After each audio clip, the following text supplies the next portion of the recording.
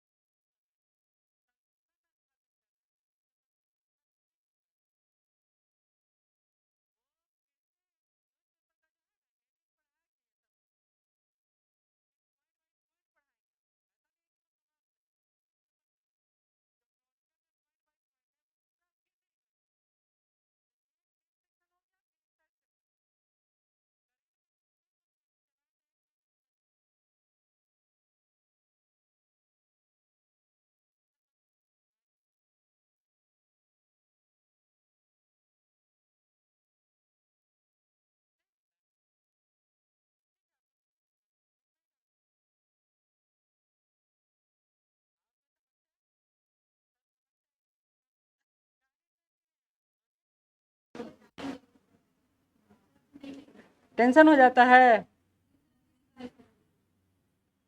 बड़ी बात ये है ना, घर पे लगाने का मजा नहीं ना आता है। घर पे 4 दिन में लगाओगे, 5 दिन में लगा दी। शनिवार को टेस्ट को लेकर आया कमेंट की बड़ा आसान क्वेश्चन है, लेकिन नंबर नहीं उठा। हमेशा याद रखिए, आसान आपसे नहीं बनता है, मुश्किल आपसे हमेशा बनता है। क्यों? क्योंकि मुश्किल में दिमाग लगाते हैं, आसान में क्या होता है, टिक आउट कर देते हैं। नंबर शनिवार को नहीं ना आया किसी का, 90 भी क्रॉस नहीं किया। कभी कभी सब फेज को झेलना जरूरी है। आप सोचिए कि एकदम हम स्टैंडर्ड टेस्ट ही दें, स्टैंडर्ड क्वेश्चन ही बनाए, तो बीपीएससी का क्वेश्चन देख लीजिए। जिनका हंसी निकलेगा उन्हीं से आज पूछेंगे हम।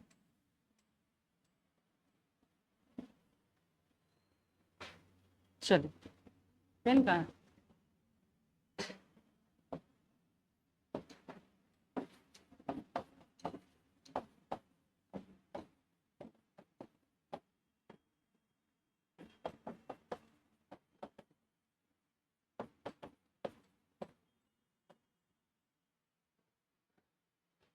नेशनल इनकम सबके घर का आय होता है। तुम्हारे घर का आय कुछ है? तुमको इकोनॉमी समझ में नहीं आता है। देखिए, जिनका बेसिक नहीं उनको समझने में थोड़ा दिक्कत होगा। इकोनॉमी जब तक 2-3 बार नहीं पढ़ लीजिएगा ना, आपको समझ में नहीं आएगा। लेकिन जो समझ में नहीं आए वो पूछोगी तब बताएंगे ना। या चुपचाप मुंह बंद करोगे और निकल जाओगे तो कैसे काम चलेगा? राष्ट्रीय आय की बात छोड़ देते हैं। हम मानते हैं कि हमारे परिवार का आय कुछ होता है या नहीं होता, ये बताइए। परिवार का आय होता है। परिवार के आय को कैसे जोड़ते हैं? परिवार के आय को कैसे जोड़ा जाता है? कुछ घर में कमाने वाले लोग होते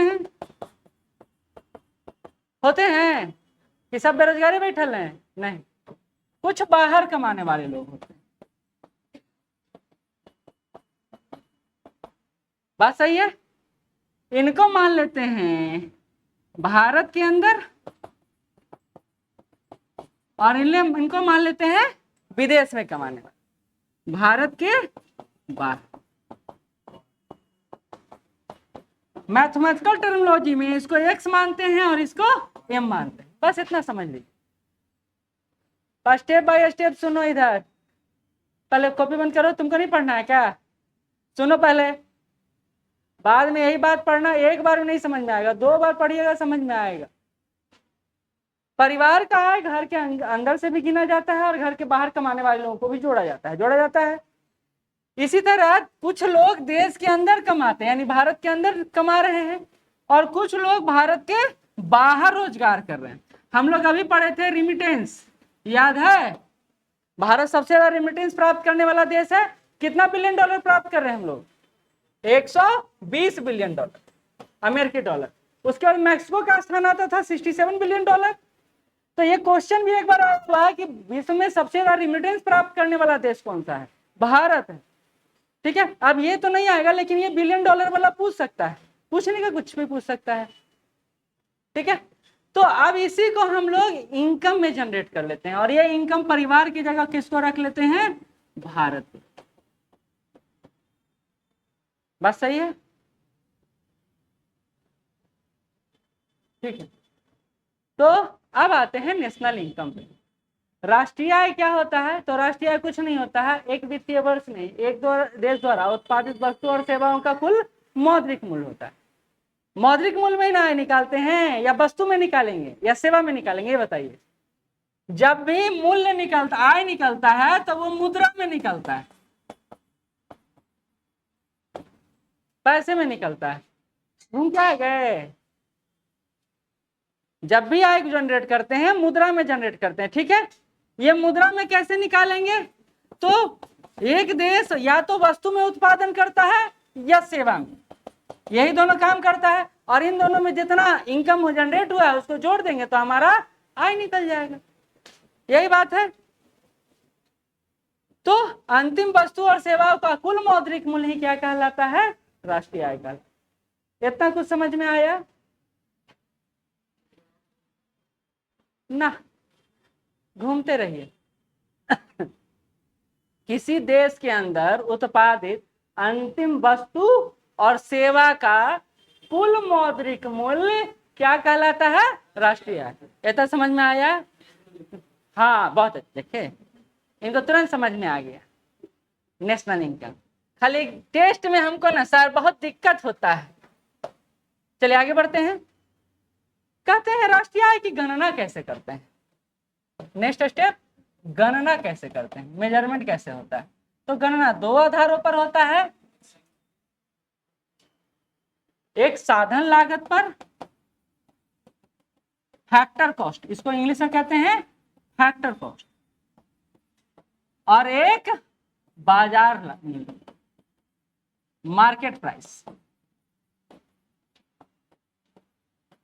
बात समझिए, हम किसका मौद्रिक मूल्य निकाल रहे हैं? वस्तु और सेवा का। वस्तु और सेवा का जब निकाल रहे हैं तो उत्पादन होगा वही, उसी को हम लोग कहते हैं साधन लागत, जहां उत्पादन होता है। जैसे मान लेते हैं आपके मम्मी रोटी बनाते हैं, सबकी मम्मी बनाते हैं कि क्या हो कि मम्मी मारुति बनाते हैं? नहीं ना, ठीक है, रोटी बनाते हैं। वो घर में रोटी बनाए, वो घर तक रहा, तो उसको क्या कहेंगे? रोटी बनाने में जितना मूल्य लगा उसको साधन लागत कहेंगे। रोटी बनाने में मूल्य लगेगा कि रोटी ऐसे ही बन जाएगा? आटा खरीदना पड़ेगा, पानी डालना पड़ेगा, गूंथना पड़ेगा, मेहनत को भी तो जोड़िएगा। उत्पादन के कारक याद कीजिए लास्ट में, फैक्टर ऑफ प्रोडक्शन। उत्पादन के कारक में मेहनत भी तो लगेगा, तो उन सबको जो मूल्य रहेगा उसको फैक्टर कॉस्ट कहते हैं। अच्छा, अब मेरी मम्मी को दिमाग में आया कि भैया हम रोटी बना रहे हैं घर वालों के लिए, तो बाहर वालों के लिए बनाए, कुछ बेच दे तो क्या दिक्कत? घर वाले से अलावा बाहर वाले में बेच दे तो क्या दिक्कत? तो कहाँ उठ के या कहाँ चला जाएगा रोटी? मार्केट में। तो मार्केट में उठ के जाएगा तो ऐसे ही चला जाएगा, रोटी पैदल पैदल दौड़ते चला जाएगा कि भैया हमको खरीद लो? नहीं ना, रोटी को ले जाने का साधन होगा।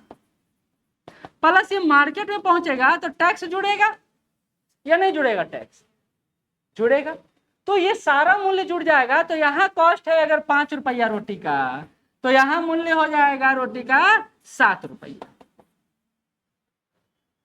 बात समझ रहे हैं? तो हमेशा साधन लागत पे टैक्स माइनस होता है, क्योंकि यहाँ टैक्स लगता ही नहीं। लेकिन जैसे ही मार्केट में जाते हैं टैक्स क्या हो जाता है? प्लस हो जाता है। बेसिक बात। कुछ खा रहे हैं, सबको बबलगम चिबाने का आदत पड़ गया, दांत एक दिन गिर जाएगा अपने। खिलाड़ी लोग चिबाते हैं, तुम भी चिबा रही है क्या? नहीं।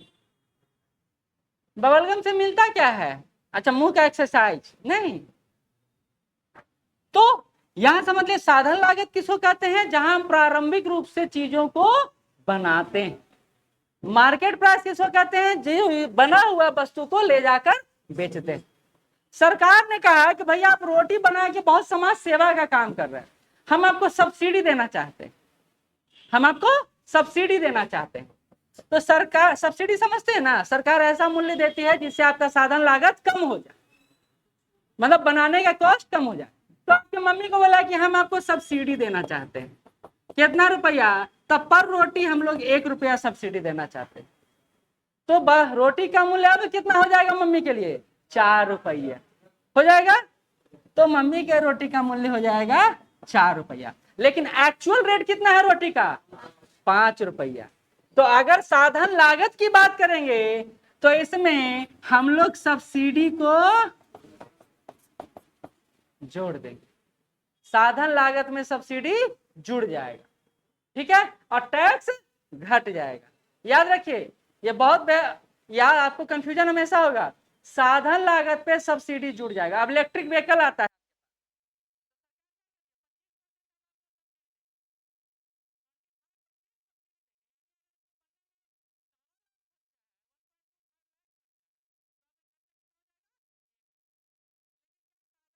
तो नहीं जोड़ेंगे तो जोड़ेंगे, साधन लागत में तो उसको जोड़ेंगे।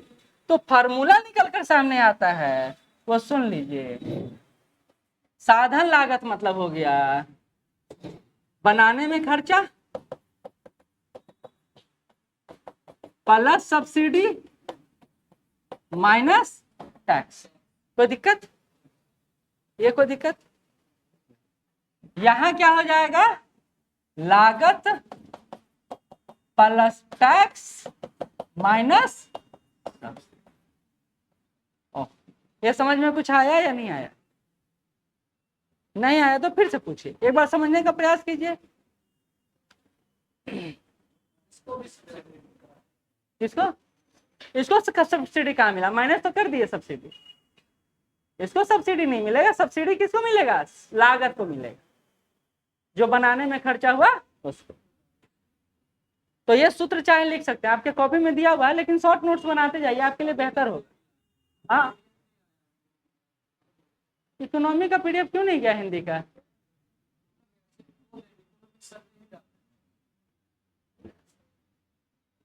इकोनॉमी का नोट मेन ग्रुप में डालो, मेन ही ग्रुप में डाल दो, आपको रटवा ही देंगे ना। लिख लीजिए इसको, की नोट्स देखिए, एक बात हमेशा याद रखिए, आपको लिखने के लिए बोलना पड़ रहा है।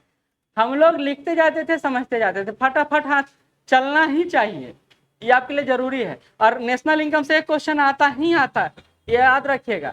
और आपके टेस्ट में भी लगातार क्वेश्चन नेशनल इनकम से आया है।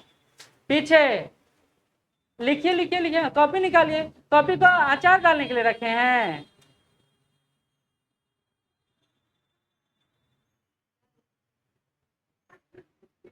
साधन लागत लिखिए, बाजार मूल्य लिखिए, राष्ट्रीय आय की गणना, राष्ट्रीय आय की गणना कैसे कैसे होता है, साधन लागत पे तो बाजार मूल्य पे होता है। ये फार्मूला लिख लीजिएगा और ये फार्मूला लिख लीजिएगा, समझने का है तो समझ जाइएगा। इसको पीछे वाला भी कर दें, ठीक है, ये परिवार वाला समझेगी, ये तो सम कंसेप्चुअल पार्ट है। अच्छा, ये चला जाएगा पीडीएफ ग्रुप में, चला गया है ना, देखिए सुरेश नहीं गया है। अच्छा, ये पीडीएफ चला जाएगा ग्रुप में, ठीक है। तो ये एक काम करें, छोड़ दीजिए, इसको डलवा देते हैं आपके ग्रुप में, पीपीटी चला जाएगा, आपको टेंशन फ्री हो जाएगा, आप उसे देख लीजिएगा, पीपीटी भेजवा दें। हाँ, आप लिखना चाहें तो कोई रोक नहीं रहा है। तो साधन लागत समझ गया, बाजार मूल्य समझ गया, यहां तक कोई दिक्कत? अब आते हैं आगे, यहीं पर छोटा सा आधार वर्ष बताते, क्योंकि आपको पता है उसमें कुछ करने का जरूरत नहीं है। आधार वर्ष, आधार वर्ष को क्या कहते हैं इंग्लिश में, बेस ईयर। आपको बताए थे कि आधार वर्ष वैसा फाइनेंशियल ईयर होता है, वित्तीय वर्ष होता है, जिसके आधार पर हम अर्थव्यवस्था के अन्य वर्षों का तुलना करते हैं। तो अभी कितना आधार वर्ष है, 2011 और 12, बस ये समझ लो। आधार वर्ष यानी बेस ईयर, बेस किसको बोला जाता है, आपके पैर को बोला जाता है, हमेशा पिलर को बेस बोला जाता है, मकान को। अगर वो नहीं रहे, या फिर हंस रहे हैं, अगर पिलर नहीं रहेगा तो मकान नहीं चलेगा, ठीक। पिलर रहना जरूरी। तो आपका बेस ईयर मतलब क्या हुआ, उसके आधार पर, उस आधार को तय करके हम आगे के फाइनेंशियल ईयर का तुलना कर लें। ठीक है, तो ये कितना है 2011-12। हाँ ठीक है, ये समझ गए। अब आते हैं चालू मूल्य और स्थिर कीमत। ऐसे समझा दिए, ये चालू मूल्य और स्थिर कीमत समझाए हैं, याद है। करेंट प्राइस और कांस्टेंट प्राइस नहीं याद। हमारे साहब काम ना किधर उधर करने लगते हैं, मतलब समझ जाइए सर कि नहीं याद। करेंट प्राइस जिसको बोला जाता है वर्तमान मूल्य, जिसको और भी बोला जाता है चालू कीमत।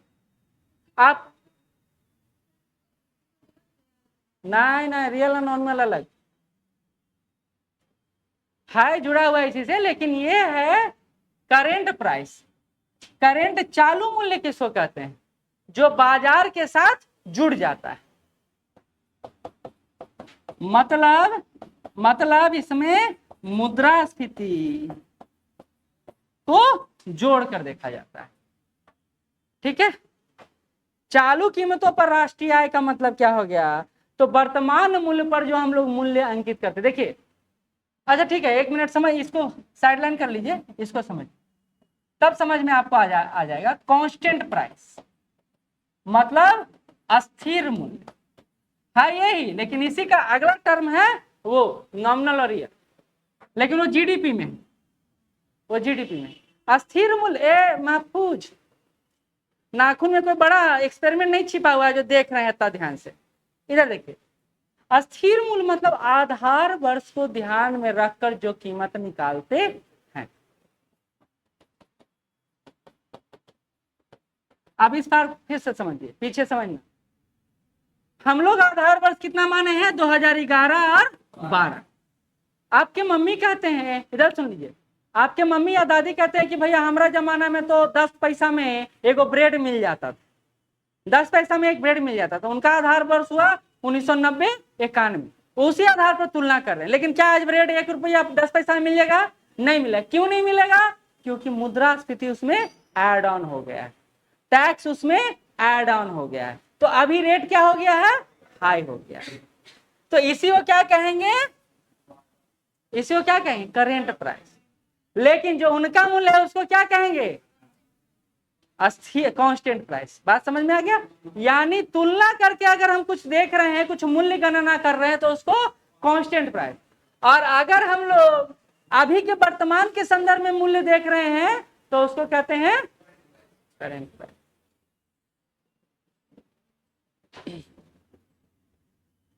यहां तक कोई दिक्कत। एक बार ये यूनिट रिवाइज करना बहुत जरूरी है, यूनिट समझ ही में नहीं आता है, राष्ट्रीय आय। ठीक है, बिल्कुल बिल्कुल मार्केट में हमेशा करंट प्राइस चलता है, लेकिन सरकार, देखिए अभी आपको याद दिलाते, प्रति व्यक्ति आय की गणना किए थे, याद है। प्रति व्यक्ति आय की गणना 2 आधार पर किए थे, वर्तमान मूल्य पे और स्थिर मूल्य पे, याद हो गया। तो कैसे किए थे, वर्तमान मूल्य मतलब अभी का। हम बोल रहे हैं कि भैया तुम 50,000 कमाते हो, तो बोले हाँ 50,000 का क्या वैल्यू है, हमारा जमाना था 50,000 में तो पूरा एम्बेसडर कार ले आते थे। अब क्या हो गया, 50,000 एक करेंट वैल्यू और ये कांस्टेंट वैल्यू के आधार पर कंपनी। तो हमेशा ये मूल्य कम होता है। क्यों कम होगा, क्योंकि इसमें मुद्रास्फीति एड ऑन नहीं होगा, पहले का मूल्य होगा, और इसमें क्या है, नया नया मूल्य। ठीक, तो जो सामान, जो मोबाइल फोन या जो कलम आप कल तक 4 रुपया में खरीदते थे, अभी वो कलम कितना मिल रहा है, 7 रुपया में मिल रहा है। क्यों मिल रहा है, फैक्टर कॉस्ट क्यों इंक्रीज हो गया, क्योंकि बाजार का मूल्य बढ़ गया, रॉ मटेरियल का मूल्य बढ़ गया। कल हम लोग टमाटर खरीद रहे थे 10 रुपये किलो, आप जाते हैं और देखते हैं कि लाले है का, हाँ तो लाले तो छोड़ दो, बस देख के छोड़ के चले आते हैं। वही हालत प्याज का भी है, प्याज भी कोना में बैठ के घर में रो रहा है कि हमरो तो डालो, लेकिन हम डाल नहीं रहे। क्यों, क्योंकि कंकरेंट वैल्यू उसका क्या हो गया है, हाई हो गया। प्याज डालती हो सब्जी में, सर हमरा का पता, मैं इससे खाते हैं।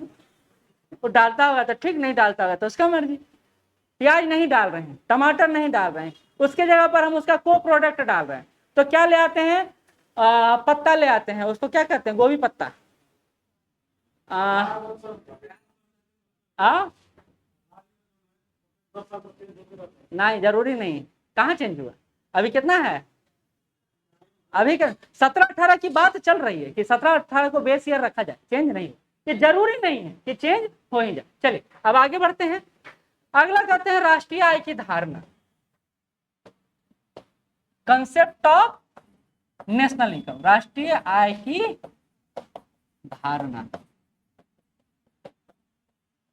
दो आधारों पर, घरेलू और राष्ट्रीय। सुनते जाइएगा, समझते जाइएगा। कहते हैं घरेलू सामान किसको बोलते हैं, ये बताइए? जिसका उत्पादन हम घर में कर रहे हैं, यानी हमारे लोगों द्वारा उत्पादित हो रहा है, उसको डोमेस्टिक कहते हैं। घरेलू का इंग्लिश होता है डोमेस्टिक। ये बात सही है या गलत है, ये बताइए? घर में जिसका उत्पादन कर रहे हैं उसको कहते हैं डोमेस्टिक। तो घर में मतलब भारत में, घर में मतलब भारत में।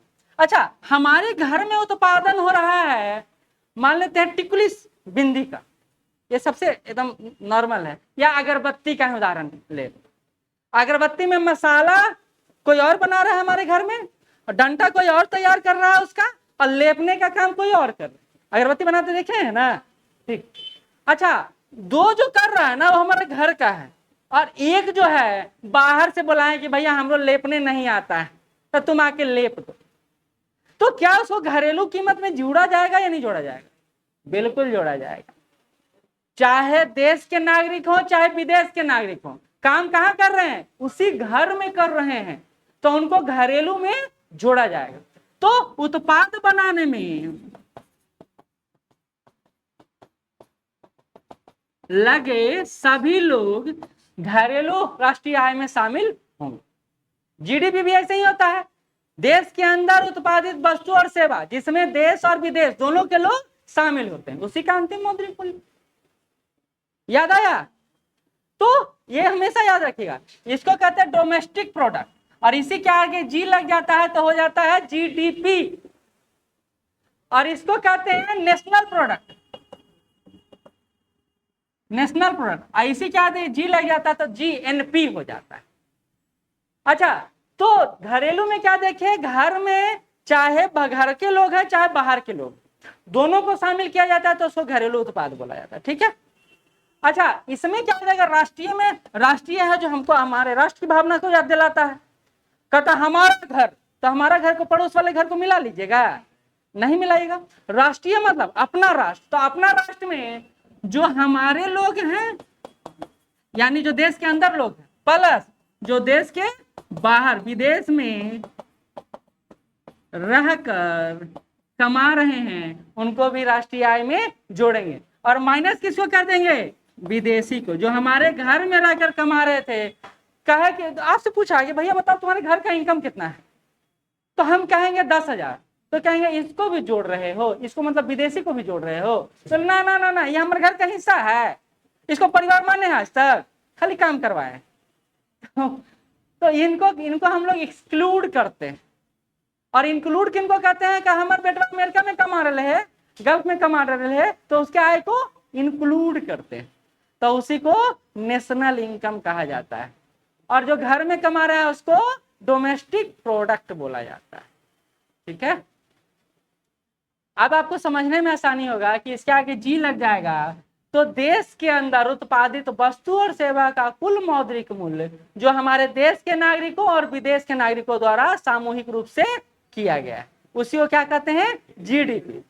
और वैसा मूल्य जो हमारे देश के नागरिकों द्वारा किया गया है उसमें से विदेश के नागरिकों को घटा देते हैं, और जो मूल्य प्राप्त होता है उसको कहते हैं राष्ट्रीय जीएनपी।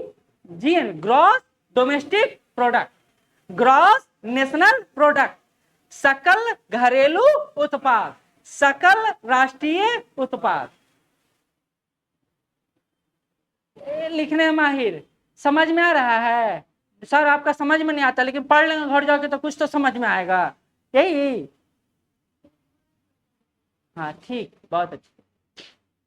लेकिन एक बार देखिए, एक बार लिख लीजिए फिर समझ लीजिए। नहीं समझिएगा लिखा हुआ चीज, जैसे ही पढ़िएगा इकोनॉमिक्स ना, वो माथा से स्किप कर जाएगा। दिमाग कहेगा क्या पढ़ रही हो, इससे अच्छा तो तुम हिस्ट्री पढ़ लेते, क्या कि उसमें दिमाग लगता नहीं। सीरियस बात है, हिस्ट्री में दिमाग नहीं लगता। दिमाग को अगर जब आपको बूस्टअप करना हो तो हिस्ट्री पढ़िए। आप एकदम सिकंदर पढ़ लीजिएगा, कहेगा बाप रे दुनिया जीत लिया, हम यूपी से नहीं जीतेंगे, अभी चलते हैं।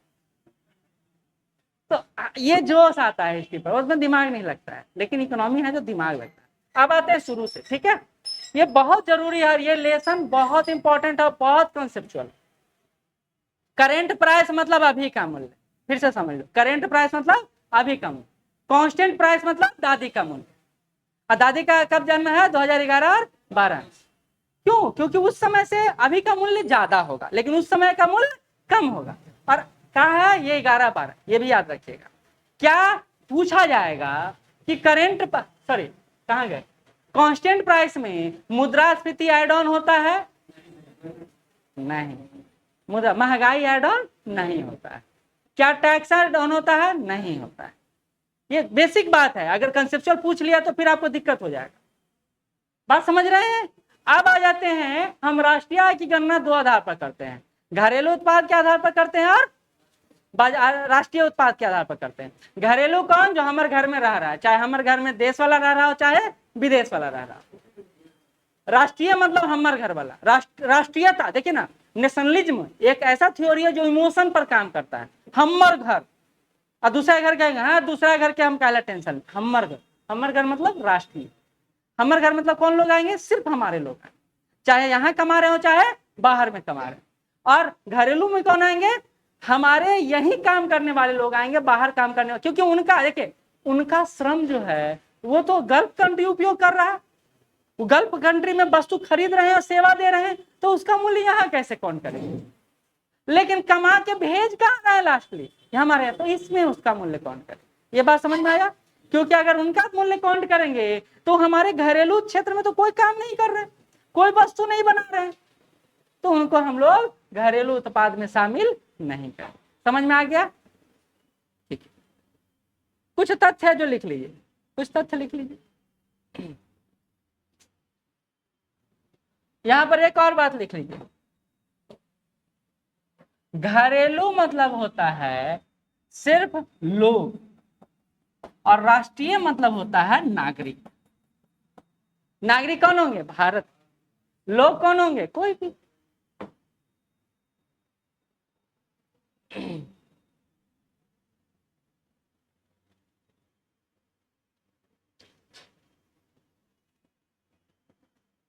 केंद्र सरकार ने, हाँ कुछ लिखवा रहे, लिख लीजिए। इंपॉर्टेंट फैक्ट है जो एग्जाम में पूछा जाता है। केंद्र सरकार ने 4 अगस्त 1949 को 4 अगस्त 1949 को 1949 को नेशनल इनकम कमिटी, राष्ट्रीय आय समिति, राष्ट्रीय आय समिति की नियुक्ति, टू अपॉइंट की नियुक्ति पीसी महालनोबिस की अध्यक्षता में किया था।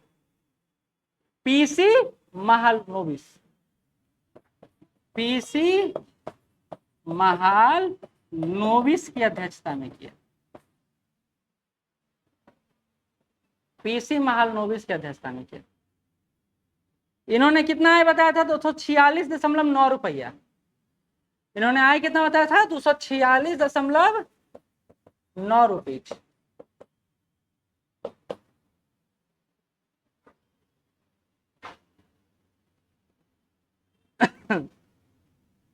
चलिए आगे बढ़ते हैं।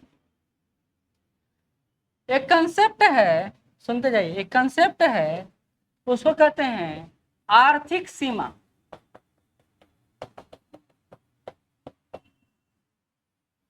इकोनॉमिक बाउंड्री हम लोग सुने थे, हम लोग क्या सुने? राजनीतिक मैप सुने थे और फिजिकल मैप, पॉलिटिकल मैप और फिजिकल मैप। लेकिन इकोनॉमिकल मैप क्यों नहीं बनता है भाई? क्योंकि इकोनॉमिकल मैप का दायरा बहुत बड़ा है।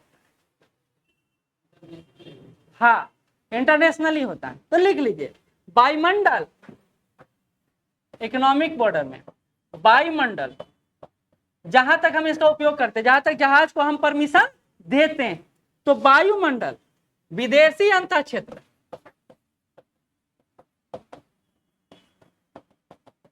विदेशी अंतर क्षेत्र मतलब कौन?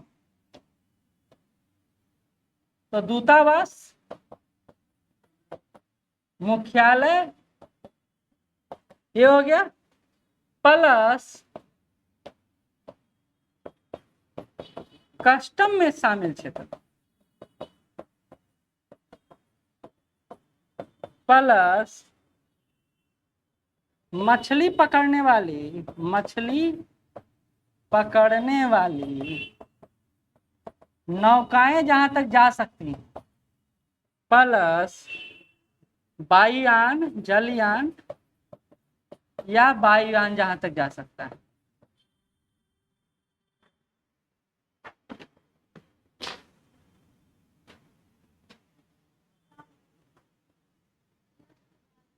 कस्टम में शामिल क्षेत्र, कस्टम, हाँ कस्टम क्लियरेंस मिलता है ना पोर्ट पे, कस्टम में शामिल। अभी समझा देते हैं इसको।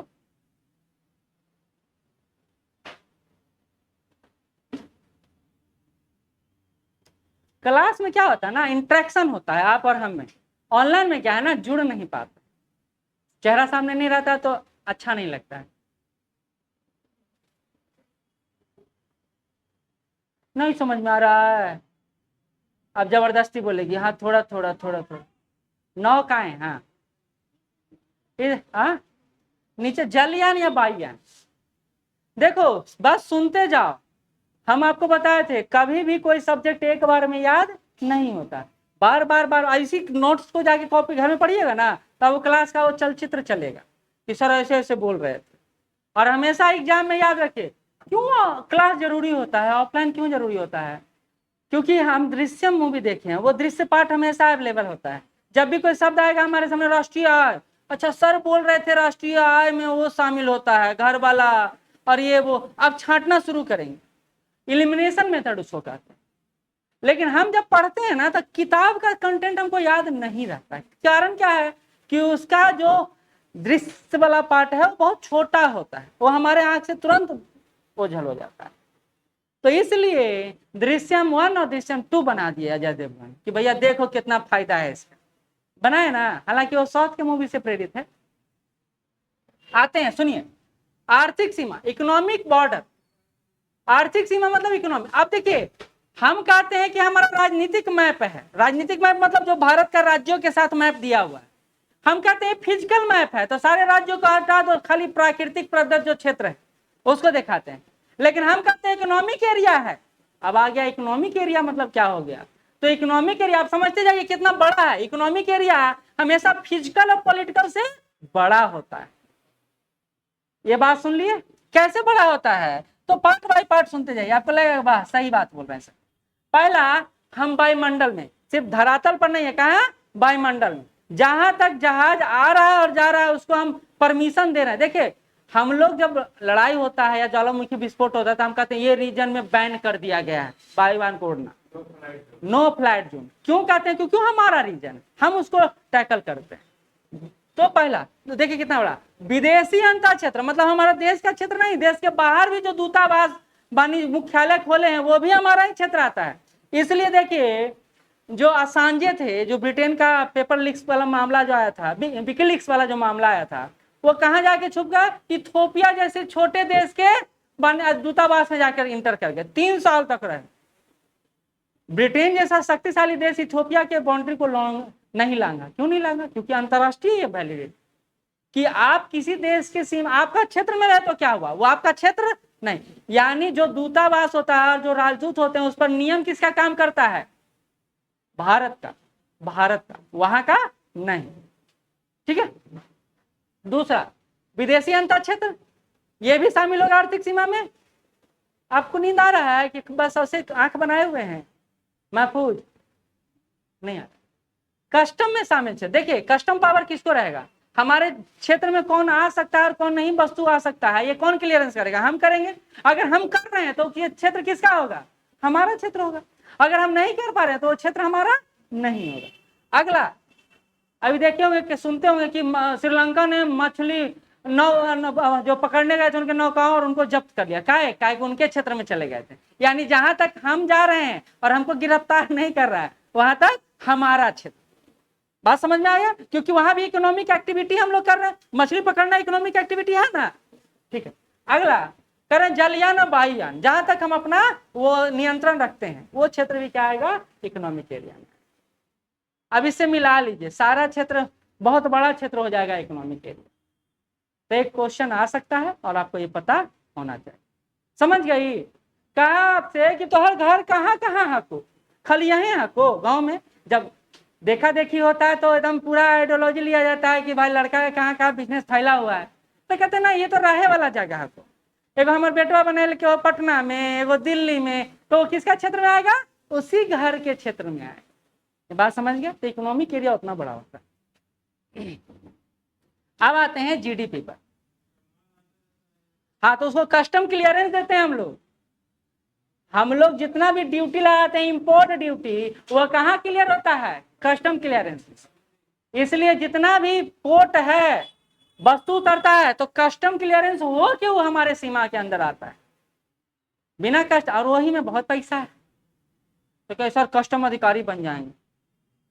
पैसा हर जगह है, बस आप काबिल होना चाहिए। आपको काबिलियत हो जाएगा, पैसा हर जगह है। हाँ चलिए अब आगे बढ़े। अब आ जाते हैं जीडीपी पे। अब हम लोग एकदम आखिरी चरण में पहुंचने लगे हैं। अब इतना भी आखिरी नहीं है। जीडीपी आपको ऑलरेडी समझा दिया। कहिए नहीं समझाए? जीडीपी समझाए या नहीं समझाए? जीडीपी मतलब एक भौगोलिक क्षेत्र में ये कौन सा है? देखिए समझने का रहेगा तुरंत समझ जाइएगा। जब नहीं करेगा ना हम कुछ समझा लो, हम माथा में डालवे नहीं करेंगे तो कभी नहीं समझिएगा। बहुत आसान है। एक घरेलू सीमा के अंदर, ये क्या है? हमारा घरेलू सीमा है। अंदर एक वित्तीय वर्ष में, एक वित्तीय वन फाइनेंशियल ईयर में उत्पादित कुल वस्तु प्लस सेवा का कुल मौद्रिक मूल्य क्या कहलाता है? सिंपल। अब घरेलू सीमा के अंदर नागरिक भी होंगे, सॉरी हाँ चलिए घरेलू लोग होंगे और इसमें नागरिक भी कहलाएंगे और गैर नागरिक भी होंगे। कंसेप्ट खत्म।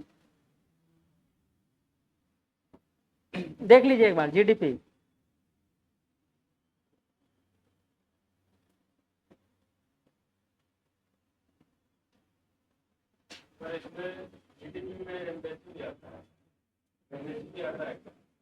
जीडीपी एम्बेसी नहीं आता, घरेलू सीमा में एम्बेसी आता है। जीडीपी देखिए एक चीज बताते हैं, हाँ हम अपना क्षेत्र मान सकते हैं उसको, उसके आधार पर हम गणना कर सकते हैं। लेकिन एम्बेसी का कार्य जो होता है ना, वस्तु और सेवा का संबंधी नहीं होता। वो सामान्यतः विदेश में हमारे मूल्यों का संरक्षक होता है।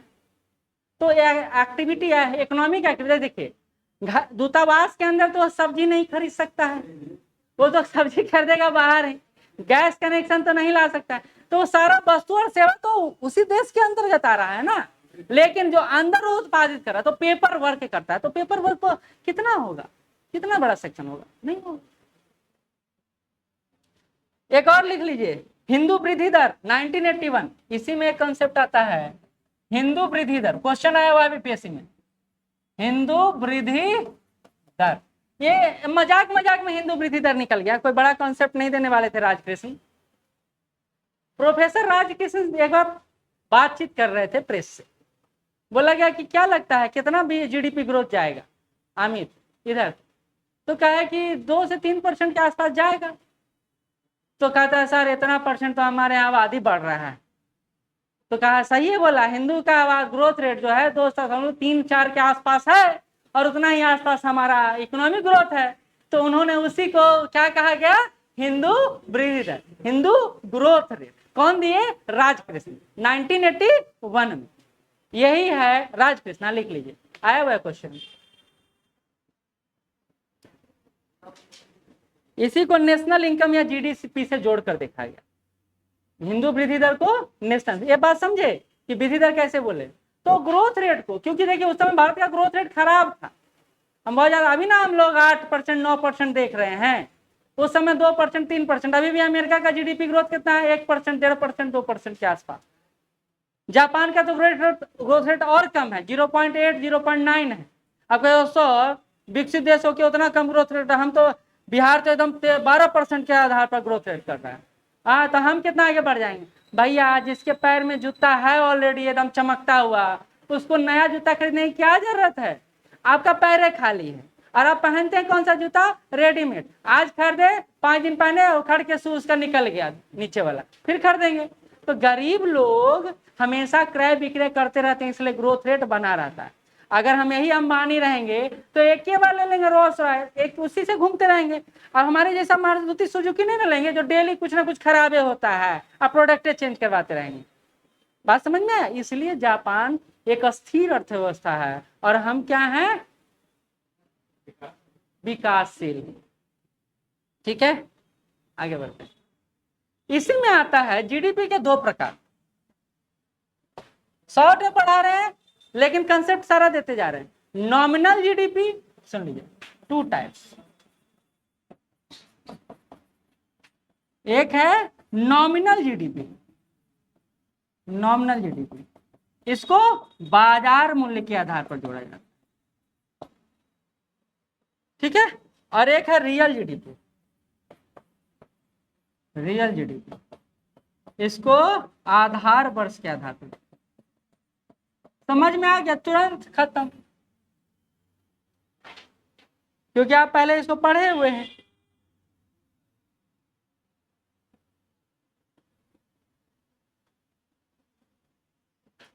नॉमिनल और रियल। रियल मतलब, अच्छा इसको फिर मजाक में लीजिएगा, सीरियस मत लीजिएगा।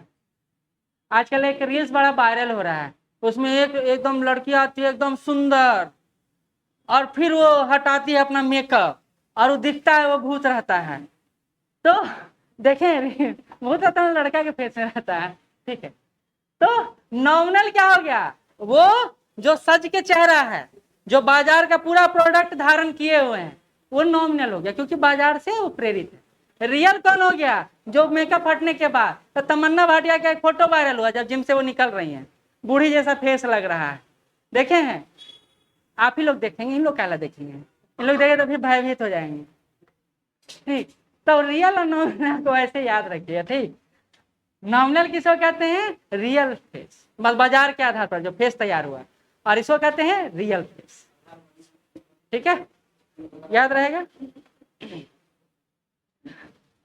व्यंग्यात्मक बात इसलिए कहते हैं कि याद रहता है ज्यादा।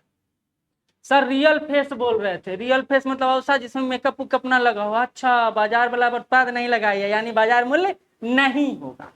सिंपल बात। ये सोच रही होगा हम तो कुछ लगाइबे नहीं करते सर, मेरा रियल भी ऐसे, यही सोच रही है? तो क्या सोचते रहती है? एकदम मुस्कुराओ थोड़ा। देखो इंटरव्यू में यहाँ पीटी देने आया, कल इंटरव्यू देना है, ऐसे फेस बना लिए लगता है कि अभी अभी ये सुसाइड कर लेंगे, और इसका हमेशा फेस ऐसा ही लगता है। ये देखो, फेस वैल्यू बढ़ाने के लिए ये इसको यहाँ फैलाओ, ये जरूरी है। आप पढ़ने से पास नहीं करते, ओवरऑल ग्रोथ जरूरी है। वो तो स्वास्थ्यवर्धक होता ही है। जो ज्यादा लोग बीमार पड़ रहे हैं उनको फील्ड चले जाना चाहिए, पार्क। सवेरे सवेरे बूढ़ा लोग जो हा हा हा हा हा करते हैं, वो बीमार। लड़की लोग के साथ प्रॉब्लम ज्यादा है, आप लोग को सवेरे सवेरे ज्यादा जाना चाहिए। चलिए, अब थोड़ा माइंड रिलैक्स हो गया, अब आगे बढ़ते हैं। अब आ जाते हैं इसी में एक और कॉन्सेप्ट सुन लीजिए, जीबी, ग्रॉस वैल्यू एडेड, सकल मूल्यवर्धन। जितना भी आप इकोनॉमिक सर्वे पढ़िएगा उसमें लिखा रहेगा सकल मूल्यवर्धन, जीबी। ठीक है, सकल मूल्यवर्धन, ये भी बड़ा आसान है। देखिए कंसेप्ट समझ जाइएगा ना तो सारा लगेगा कि इकोनॉमिक्स तो सबसे आसान सब्जेक्ट है। अब सुनिए, हम बताए कि एक क्लास का पूरा हमको वस्तु और सेवा में जितना खर्च किया वो निकालना है, वो क्या कहलाएगा? जीडीपी। वो कहलाएगा जीडीपी। लेकिन हमको काम करना है कि नहीं भाई, नेहा का या फिर आमिर का कितना खर्च हुआ, हमको ये निकालना। तो इसको कहते हैं जीबी, यानी तीनों, सबका नहीं बल्कि किसी एक का। देखिए जीबीए क्यों दिया रहता है, सकल मूल्यवर्धन क्यों दिया रहता है इकोनॉमिक सर्वे में, वो यूनिट रहता है कृषि, वो यूनिट रहता है उद्यम, वो यूनिट रहता है परिवहन, तो क्या निकालते हैं हम लोग, सकल मूल्यवर्धन, क्योंकि ये सामूहिकता पर काम नहीं करता है, ये ओवरऑल बात नहीं करता है, ये सेक्टर वाइज बात करता है, क्षेत्रवार बात करता है। तो ये प्राइमरी का बात करेगा, ये सेकेंडरी का बात करेगा और ये टर्सरी का बात करेगा। आसान है, ये प्राइमरी के भी प्राइमरी का बात करेगा, यानी उसके अंदर जो क्षेत्र है उसका भी बात कर सकता है। तो ये बात कर सकता है कि भैया जीडीपी का जो भारत के ग्रोथ रेट है वो कितना है, 4% है खेती में, कैसे बात कर रहा है, जीबीए के आधार पर। तो भारत सरकार को एक बार आया विचार, ये क्यों ना जीबीए को भारतीय अर्थव्यवस्था का मानक बना दे, लेकिन वो सक्सेसफुल नहीं हुआ। क्यों? क्योंकि ये नेशनल स्टैंडर्ड है और ये इंटरनेशनल स्टैंडर्ड है, यानी अंतरराष्ट्रीय स्तर पर किसकी गणना होती है, जीडीपी की, जीबीए की नहीं। हाँ, रियल वैल्यू जो देता है वो जीबीए देता है। ये कंसेप्ट हार्ड है सर, आपके सामने मुड़ी क्या घुमाए, ऐसे ऐसे ऐसे ऐसे अंदर चल रहा है मेरे, लेकिन हार्ड नहीं। फिर से आ जाते हैं, ठीक है। आर्थिक सीमा जहां तक हम जा सकते हैं, जहां तक हमारा चल सकता है, जहां तक हम लोग इकोनॉमिक एक्टिविटी कर सकते हैं, यानी आर्थिक क्रिया कर सकते हैं। जीडीपी मतलब हमारे देश के अंदर उत्पादित वस्तु और सेवा का कुल मौद्रिक मूल्य। अगला, जीडीपी के दो भाग, रियल और नॉमिनल। रियल फेस कैसा होगा, अब देखिए याद आएगा आपको, वैसा होगा, दिमाग में मतलब यही से याद हो जाएगा, रियल और नॉमिनल। नॉमिनल मतलब बनाया हुआ, रियल मतलब रियल, ठीक है। तो इसलिए एक वायरल बड़ा वीडियो होता है कि मेरी अम्मा ने क्या देखकर तुमसे शादी किया था, तो बोलता है कि हम ही तो नहीं देख पाए इसलिए शादी तुमसे कर लिया, रियल देख लेते तो करते। जो मेकअप में पहली बार लड़की जब देखा देखी होता है तो देखिएगा, मेरी दीदी का हुआ था, एक बार होता है फुल मेकअप में और एक बार नीचे ले जा करके सैंडल उंडल खुलवा करके देखा जाता है फेस। तो घर वाले देखा देखी बड़ा अच्छा से करते हैं, इसलिए आपके देखिए लड़की अगर सांवली हुई तो वहीं पर प्लस हो जाता है 2 लाख रुपया प्लस, जहां निकला वैसा प्रोडक्ट नहीं तो, और जहां वैसा ही है तो वो कम हो जाता है। तो ये अर्थव्यवस्था में नहीं काम करता, ये आपके घर में काम करता है, ये आपके घर से जुड़ा हुआ मैटर है वही को, क्योंकि अर्थशास्त्री कहाँ पैदा लेते हैं, घर में या फिर पेड़ पर, घर तो घर से देखते हैं और नाम भी वैसा ही रखते हैं। ये ऐसा नहीं है कि मार्केट से उठाया, नहीं, ये घर का लिया हुआ नाम, ठीक है। यहां तक कोई दिक्कत है? अब आ जाते हैं आगे, नहीं इधर से पूछने दो। जागृति कुछ समझ में आ रहा है? नहीं सर, वो कहानियां जो सुना रहे हैं वही बस पता चल रहा है, बाकी सब पूरा, तो कोई दिक्कत नहीं, दोबारा जब पढ़ाएंगे तो वहां समझ में आएगा। आपको मजबूरी है सर, हाँ बोलेंगे, समझ में आ रहा है, ठीक है। देखो क्लास में बोलो, हमको 5 बार बोलो, 10 बार बोलो, हम प्रत्येक बार समझाएंगे आपको। क्यों समझाएंगे? क्योंकि बिना समझे हुए इकोनॉमी पढ़ाने का कोई मतलब नहीं। आप समझ जाइए, नहीं समझे बोलिए सर ये वाला एरिया नहीं समझ रहे हैं, बता दीजिए, इससे आपका हानि नहीं है। संदीप कुमार जो है, जो एक बार आईपीएस बने, अभी आईएएस बने हैं, वो क्लास में इतना क्वेश्चन करते थे, इतना क्वेश्चन कर, टीचर तबाह। भैया इतना करता क्यों? क्योंकि जब तक क्लियर नहीं होगा जब तक छोड़ेंगे। अब हो गया जीडीपी का खेल खत्म, अब आ जाते हैं जीएनपी पे।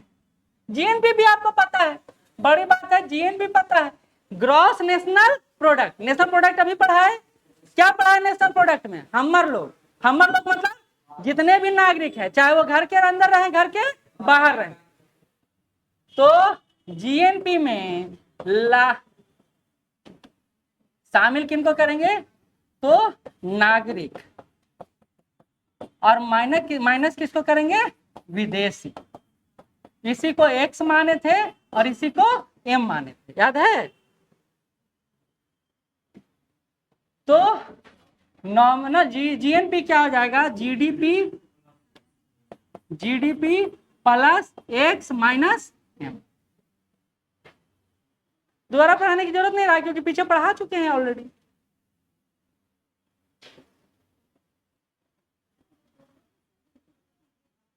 जीएनपी में हम जीएनपी दोनों जुड़ा हुआ था, जीडीपी में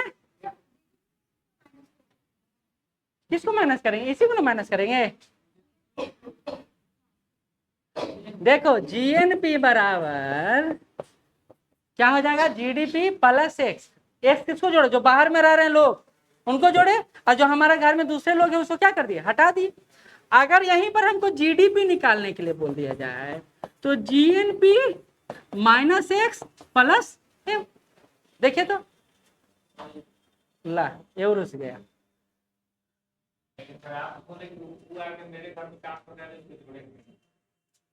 जीडीपी में तो देखिए जोड़ तो रहे हैं।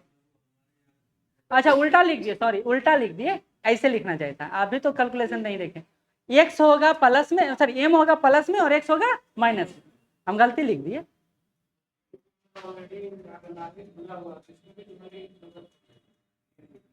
जोड़ नहीं रहे हैं, बाहर के नागरिक को हटा रहे हैं। नहीं नहीं, विदेशी को जोड़ रहे हैं, नागरिक को हटा रहे हैं, जो बाहर के नागरिक हैं। उल्टा लिख लिए कैलकुलेशन, इसलिए आपको दिक्कत है। लिखिए GDP is equal to GNP minus M plus X. अब ठीक, हम तो बताइए गलत हो गया, इतना तो समझदार आप लोग हैं। हम लोग किसको जोड़ेंगे जीडीपी में, हम लोग जो बाहर के नागरिक है उसको जोड़ देंगे, और किसको घटा देंगे, जो बाहर कमा रहे हैं उनको घटा देंगे। ठीक है, क्यों घटाएंगे, क्यों इसलिए घटाएंगे क्योंकि हमने जीडीपी में पढ़ा था कि हमारे घरेलू सीमा के अंदर जितने लोग हैं, लोग मतलब देश के लोग और विदेश के लोग, तो उनको विदेश के लोग को जोड़ने के लिए उसको प्लस कर देंगे और बाहर के लोगों को माइनस कर देंगे। एक बार कैलकुलेशन देखिए, आपको खुद ही पता चल जाएगा। एनपी याद करिए और जीपी अति डीपी याद करिए। डोमेस्टिक प्रोडक्ट में क्या शामिल किए थे, सारे लोगों को जो भारत में रह रहे हैं। नेशनल प्रोडक्ट में किसको शामिल किए थे, हम अपने लोगों को, और किसको हटाए थे, बाहर के लोगों को। तो उसी आधार पर यह फॉर्मूला तैयार हो गया। पानी देखिए, एक बार पढ़ लीजिए, पढ़ लीजिए। जागृति को समझ में नहीं आ रहा होगा कि कहां से कहां कैलकुलेशन कर दिए। अब तो पीडीएफ सेव होगा नहीं।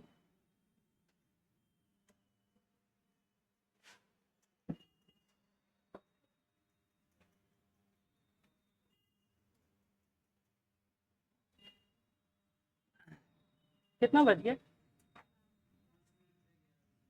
बहुत टाइम है मेरे पास अभी।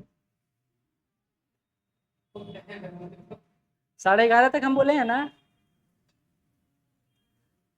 अभी सोच रहे हैं, जय बंदी बना के नहीं रखे आपको। देखिए एक बात समझिए, आज न कल आपको ये पढ़ना ही।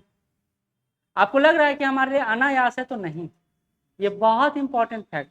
और एक बात और याद रखिए, 10 दिन के बाद आप भूल जाइएगा। हाँ अभी बोले कि अभी शुरू में नहीं रहने का एक घाटा होता है, खाइएगा भी आप ही और पचाइएगा आप ही, तो हम सुनिए कैसे।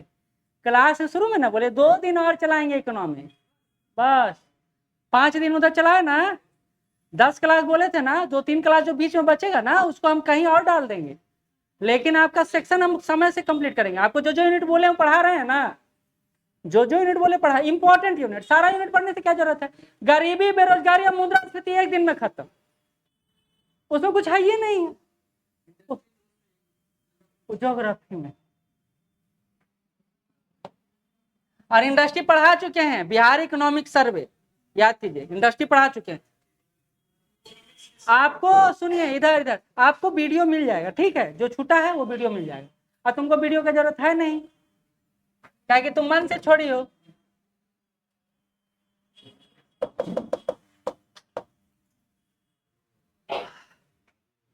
हाँ चलिए फिर से आते हैं। हमने आपको बताया नेशनल प्रोडक्ट, याद है, राष्ट्रीय उत्पाद, बता चुके हैं, लिखने की जरूरत नहीं, पीछे ही बता चुके हैं। नेशनल प्रोडक्ट में क्या बताया हमने कि हम अपने नागरिकों को, जो हमारे नागरिक हैं, चाहे वो देश के अंदर रहें या देश के बाहर रहें, ठीक है, इनको हम नागरिक बोलते हैं, जिनको भारत की नागरिकता मिला हुआ। तो और विदेशी को क्या करते हैं, माइनस करते हैं, इसको क्या करते हैं, प्लस करते हैं। यही तो बताया ना। नेशनल प्रोडक्ट में क्या होता है, बाहर के लोगों को हटा देते हैं और अपने लोगों को जोड़ देते हैं। अब इसको हम लोग कर दिए जीएनपी। जीएनपी तो जीडीपी में किसको किसको शामिल किए थे, याद कीजिए। जीडीपी में शामिल किए थे विदेशी को। विदेशी को क्या माने, एम, इसको क्या माने, एक्स मान रहे हैं। लेट सी कि हमारे जो नागरिक है उसको एक्स मानते हैं और विदेशी को क्या मानते हैं, एम मानते हैं। अब जीडीपी में हम किसको जोड़े थे, इसको जोड़े थे। जीडीपी में इसको जोड़े थे। तो अगर इसमें से हम माइनस कर देते हैं एम को तो क्या हो जाएगा, बाहर के लोग हट जाएंगे, बाहर के लोग हट जाएंगे। और अगर इसको हम लोग एक्स को प्लस कर देते हैं तो क्या हो जाएंगे, हमारे सारे नागरिक जुड़ जाएंगे, बाहर वाले भी अंदर वाले। कॉमन मान लिए, ऐसे मानना चाहिए इसको, कोई दिक्कत नहीं। इसको ही मान लेंगे तो कोई दिक्कत नहीं। अब क्या, GDP minus M plus X equal to क्या हो जाएगा, जीएनपी। जीएनपी मतलब कुछ नहीं, जीएनपी मतलब कुछ नहीं, इसका मतलब हुआ कि हमारे नागरिकों द्वारा आय की गणना। और हमारे नागरिक कौन हो गया, जो हमारे घर में कमाता है वो भी और हमारे घर के बाहर कमाता है वो भी। ठीक है, तो उसी को हम लोग राष्ट्रीय उत्पाद में गणना करते हैं। ठीक है,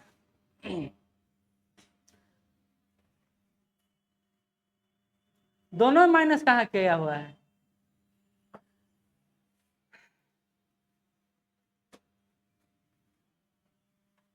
देखिए। महिलाओं के लिए इकोनॉमिक्स समझना या तो आसान हो सकता है या हार्ड हो सकता है। आसान कैसे हो सकता है, जब वो घर से हमेशा वस्तु से और सेवा से तुलना करेगा। भैया हमरा लाना है नमक, नून, हल्दी, ये वाला का सुने होंगे कि नून लाना है, हल्दी लाना है, जीरा लाना है, फोड़नी लाना है, ऐसे करके बोलते हैं। अगर उससे कनेक्ट करके आप अर्थव्यवस्था को देखिए तो आसान। आप कहेगा भाई बगल वाला ले आया है, हम काहे नहीं लाए हैं। अगर कंपैरेटिव रहिएगा, टेंशन में रहेगा तो इकोनॉमिक्स हार्ड। आप हमेशा कंपैरेटिव रहिए, घर से तुलना कीजिए। जैसे बजट पढ़ते हैं, जैसे इकोनॉमिक सर्वे पढ़ते हैं, वैसे ही राष्ट्रीय आय आपके घर से जुड़ा हुआ है। अब आते हैं एक और कंसेप्ट सुनने, कस के बोलेंगे जो बोलेंगे।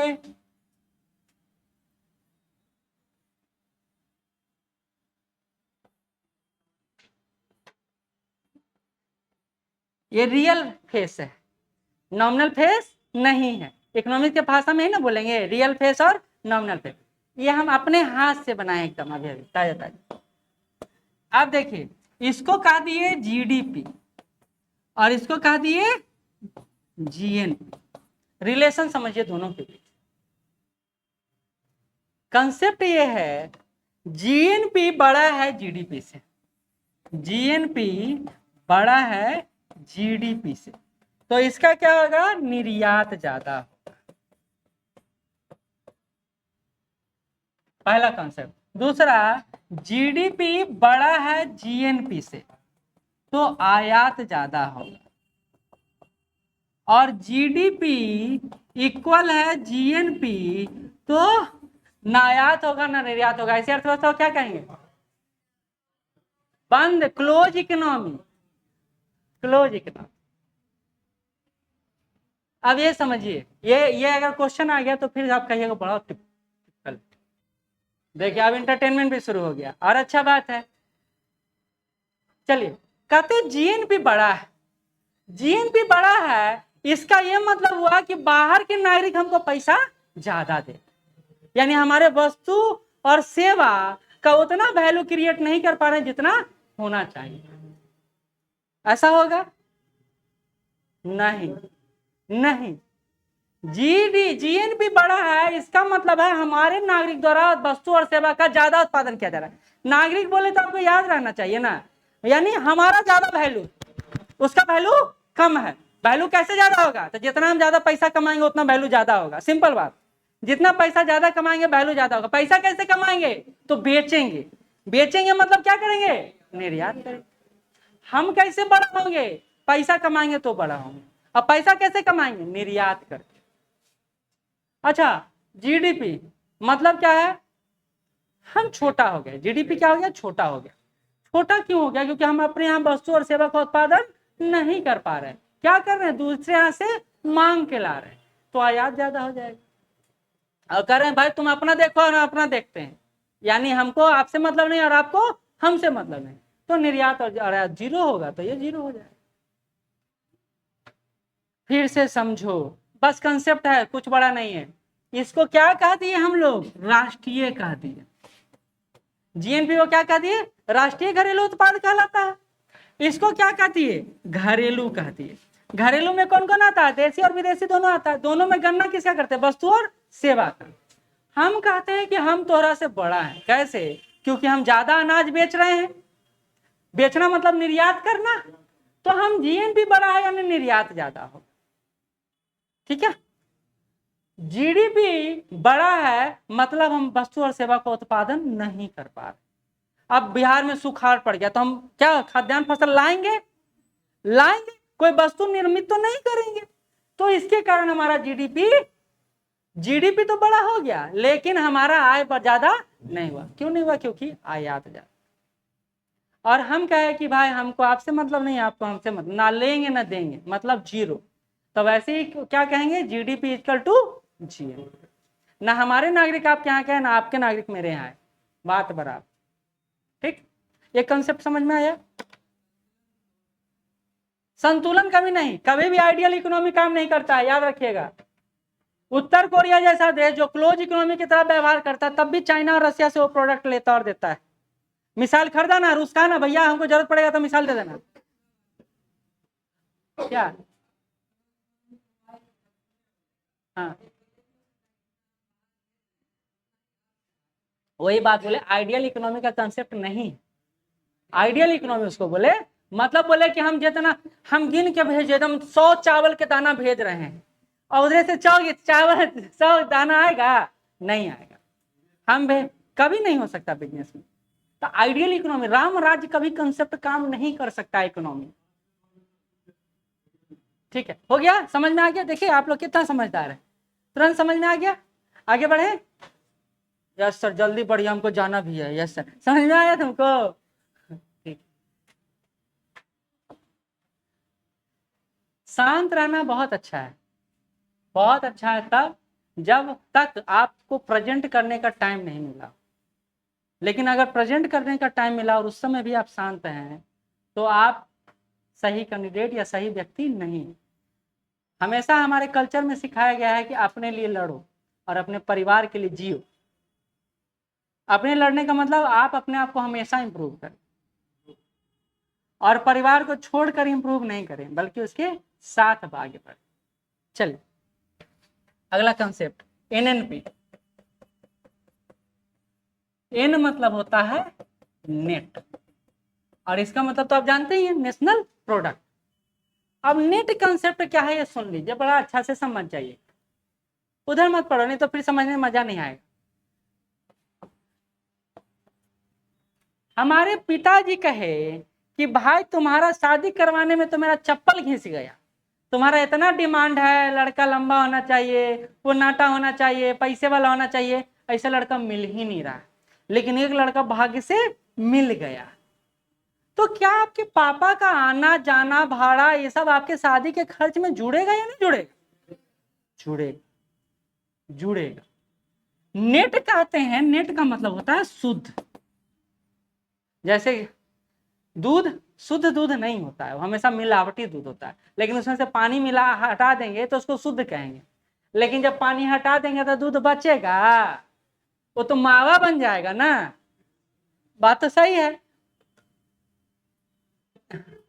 बात तो सही है, मावा बन जाएगा। ठीक, तो शुद्ध कंसेप्ट क्या है, तो कहता है अर्थव्यवस्था में आप जीडीपी या जीएनपी को तो कैलकुलेट कर लिए, लेकिन जो इतना मशीन चला, मशीन में जो घिसावट हुआ और सारा सामान खराब हुआ, उसको चेंज किए, उसको जोड़िएगा कि नहीं जोड़िए।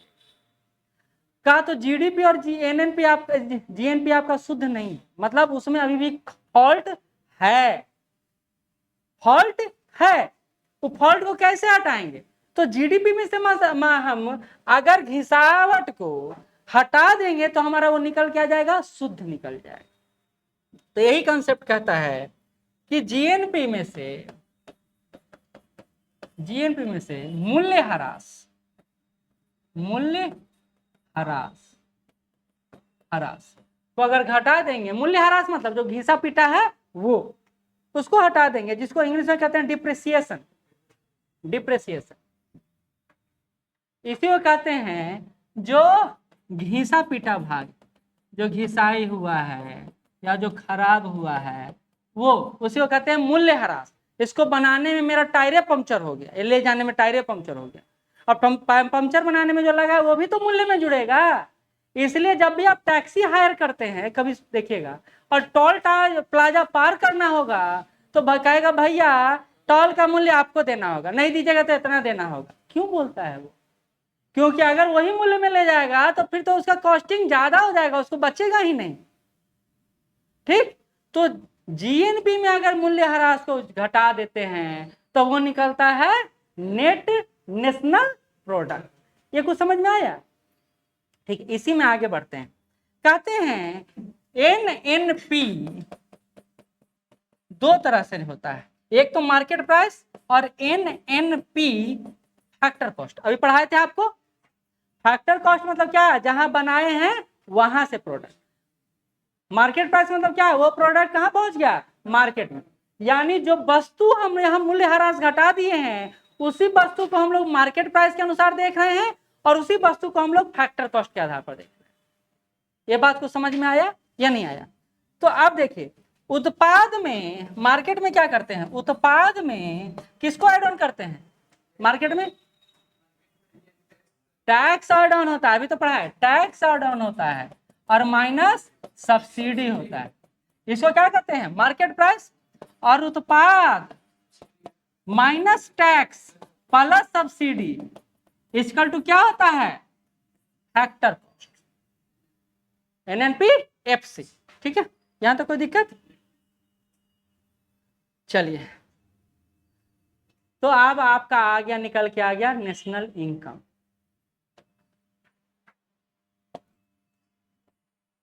इसी को बोला जाता है राष्ट्रीय आय।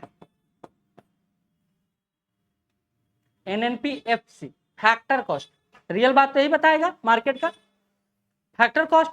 बाकी तो मार्केट में जाने पर लाभ जुड़ जाता है, लाभांश कई लोग का, कई कॉस्ट जुड़ जाता है। तो इसलिए कोई भी प्रोडक्ट पर देखिएगा लिखा हुआ रहता है 150 रुपया कॉस्ट। बुक वाले के पास जाते हैं, लिखा रहता है 150 रुपया कॉस्ट। कहते भैया कितना में दीजिएगा? कहते 125 रुपया दे दीजिए। काहे? डिस्काउंट क्यों? क्योंकि वो वस्तु का मूल्य ऑलरेडी मार्केट प्राइस पर इतना है, हम आपको डिस्काउंट करके सस्ता करके दे रहे। हम किताब निकाले घटना सॉरी बिहार स्पेशल का और एक करेंट अफेयर का, और उसका कीमत रख दिए 100 रुपया और बोले कि आपको 80 रुपया में बेच देना है। तो बोला हमारा बचत, और क्योंकि हमको बच रहा थोड़ा 5 रुपया, बोला हमारा बचत। बोला आपका बचत इतना 5 रुपया हो जाएगा। बोला 5 रुपया से हमारा काम नहीं चलेगा, कम से कम हमको चाहिए 20 रुपया। नया नया जो भी पब्लिशर रहेगा उससे मार्केट खूब बैठता है, 20 रुपया चाहिए। तो हम बोले 20 रुपया देंगे आपको तो हमको क्या बचेगा? तो आपको बचे चाहे नहीं बचे, आपका बुक चल रहा है ना। तो पहला लॉस। दूसरा बार किताब निकाले, उसी किताब का जब रिपब्लिशन किए तो 160 रुपया मूल्य रखे। अब क्या होगा भाई? घटा, तुमको 50% डिस्काउंट देते हैं, मार्केट को भी लगेगा अच्छा कि भैया 50% डिस्काउंट पर बुक मिल रहा है, तुमको ही बच जाएगा अच्छा खासा पैसा और हमको ही बच जाएगा।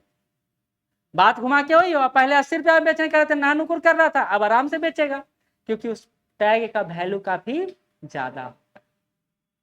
ठीक है, तो ये तो इसलिए जो रियल वैल्यू निकालना है आपको, अर्थव्यवस्था का रियल फेस निकालना है, तो आप कहां से निकालिएगा? फैक्टर कॉस्ट, मार्केट प्राइस से नहीं। ठीक है,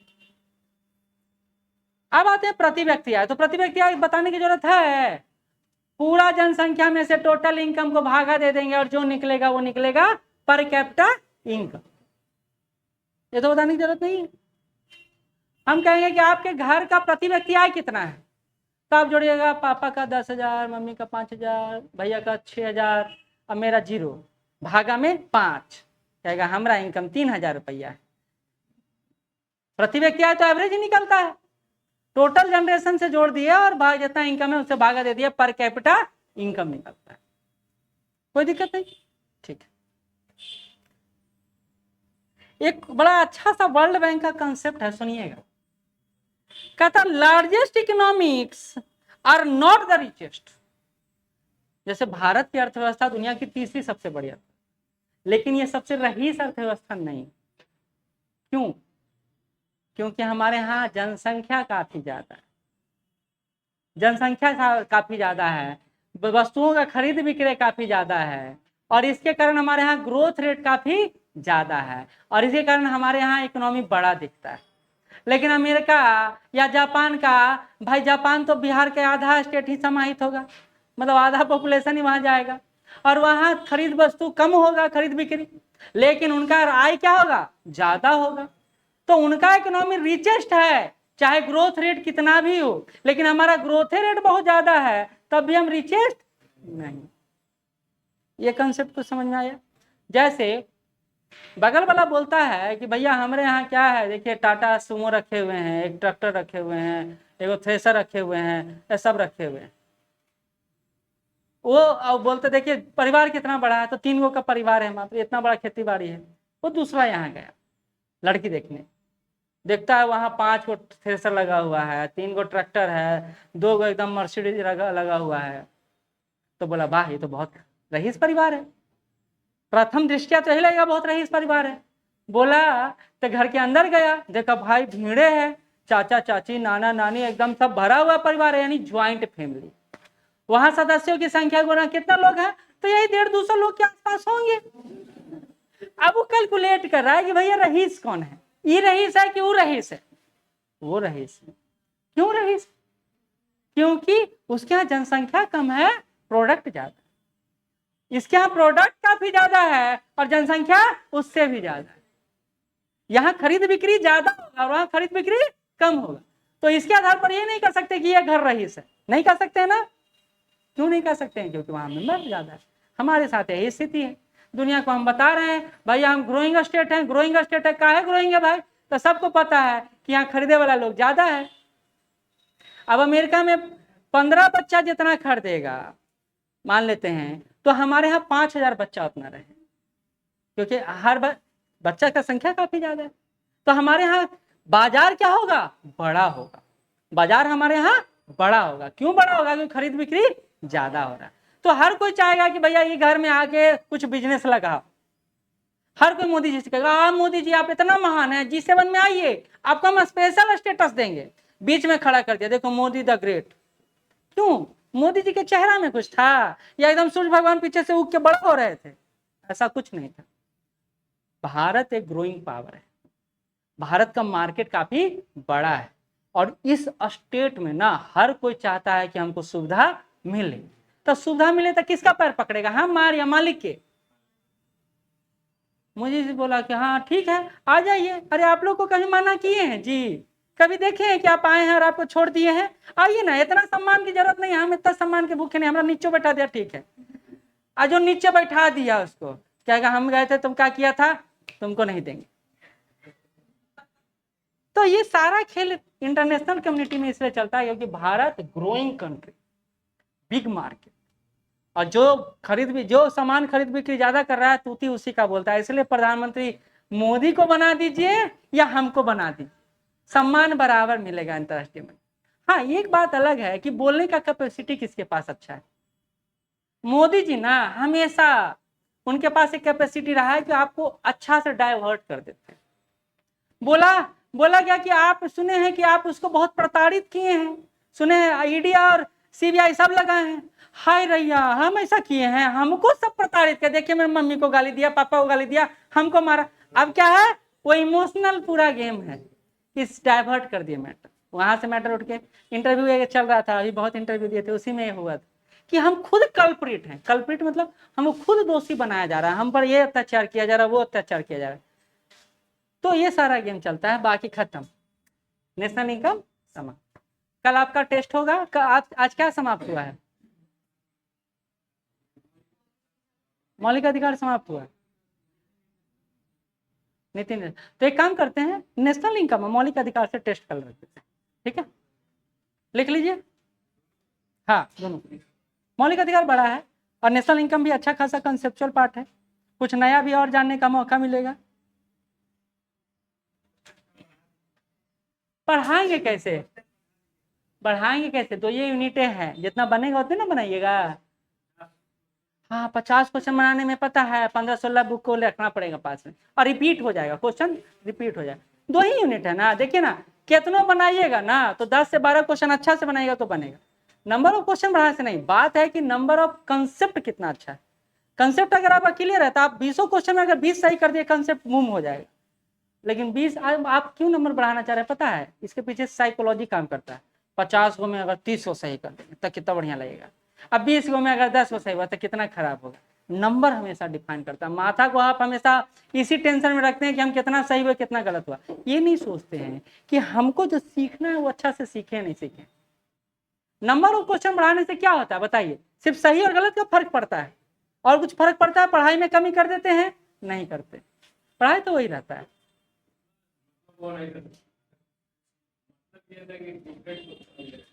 जितना डिफरेंट तरह से आया वो दे देंगे, बता तो रहे। वो तो पढ़ा चुके ना, वो तो बजट में पढ़ा चुके। Revenue deficit, physical deficit, primary deficit सारा बजट में पढ़ा चुके। हाँ तो कंसेप्ट बड़ा अलग होगा। अच्छा राजकोष भारत का अलग हो जाएगा? नहीं ना होगा। नहीं वही देखिए, एक चीज बताइए, इकोनॉमी में कंसेप्ट चाहे यहाँ पढ़े चाहे वहां पढ़े, बात एक है। जैसे आप सुनिए सुरेश, आप चाहे श्योर सक्सेस के अंदर रहें चाहे रूम के अंदर रहें, यहाँ सुरेश कहलाएंगे और वहां अमिताभ बच्चन कहलाएंगे? नहीं ना, रहेंगे सुरेश है ना, ठीक। ऐसे ही इकोनॉमी में कंसेप्ट चलता है।